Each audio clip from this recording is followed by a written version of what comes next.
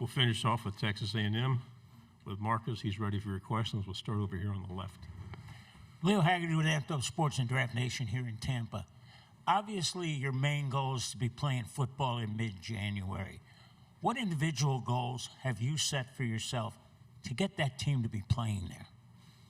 I think individually, as a leader, especially this offseason as a captain, I've been focusing on my leadership skills, trying to uplift my teammates as much as I can in every opportunity that I can, holding them to the standard that Texas A&M wants to be at. And I think by just being the best leader I can, and then obviously on the field, production, interceptions, tackles, turnovers, all that good stuff, that'll lead us to win. Right side, second row. Lane Rodering with the SEC. Going into your third year in the conference, just tell me, what does the SEC mean to you? Like, how special is it to you? It's so special to me. I think it's the most competitive conference in all of sports. I think every single week you're getting in a fist fight. I think there's no easy opponents, and I take great pride in that. On the aisle, fourth row. Kay Nagley, TexAgs. Coach Elko said that he thinks this is the best Texas A&M secondary that he's seen since he's been here. Do you think the same, and why? I do believe this is the best secondary I've been a part of. I believe so just because of all our depth at safety. We have me, Dalton Brooks, Tawfiq Byard, a lot of players, a lot of experience. Corner-wise, we have 3 dudes that can play. Nickel, we have dudes that can play. And just how competitive we are every day. We come in to all practices, all workouts, the mindset of attacking things. And I think this is the most competitive group I've been on. Third row in the end. Abby Miller with the Reflector at Mississippi State. Over your last 3 years at A&M, you've completed 163 tackles. Is there a certain number you're hoping to get to by the time you finish up at A&M? I think I'll get 200. We'll go on the fourth row on the aisle here. Hey, Noah Gross from KXAN TV in Austin. To get to those team goals, a big part of that is it seems to come down to that last regular season game sometimes against UT. That hasn't gone your guys' way. I know it's team goal focused, but what does getting over that hump and beating that team one time in your career mean to you? It means a lot. I came in with Coach Elko, and so for the past 2 seasons, we've started off very hot, and then the end of the season didn't end the way we wanted to for both seasons, especially because it means a lot because those were tickets to the SEC championship.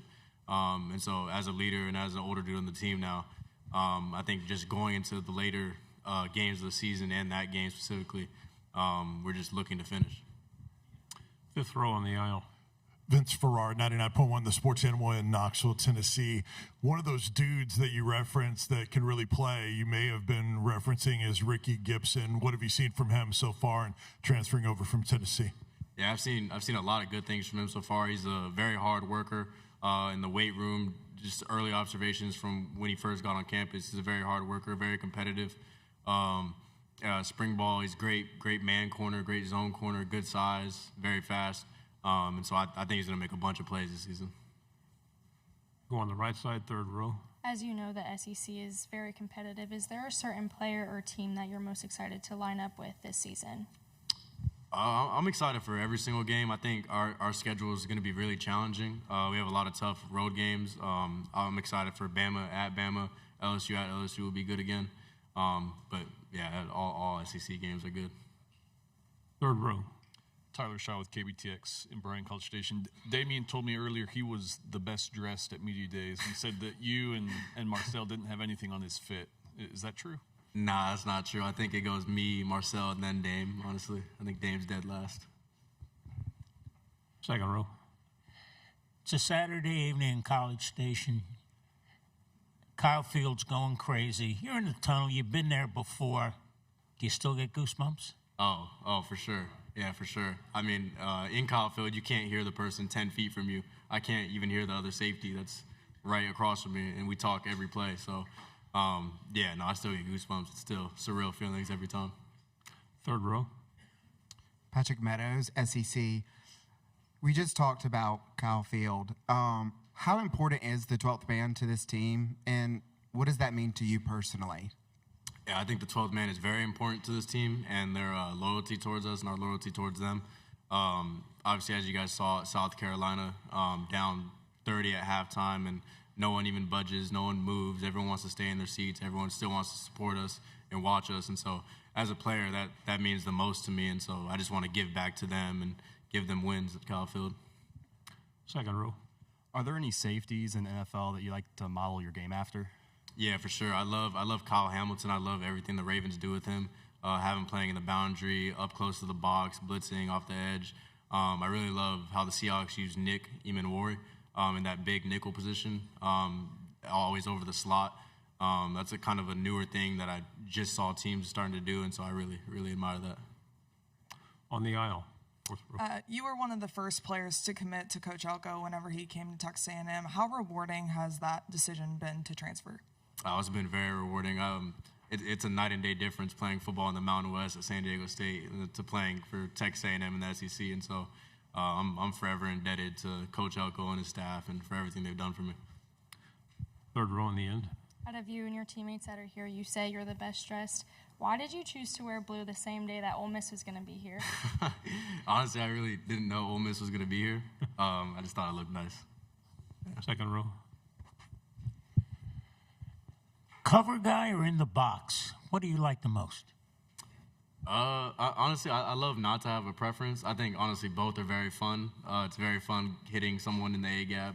It's really fun playing the deep post, just playing off the quarterback. That's what I love about Texas A&M's scheme so much, is that both safeties do everything. We play every single zone. We fit every single gap.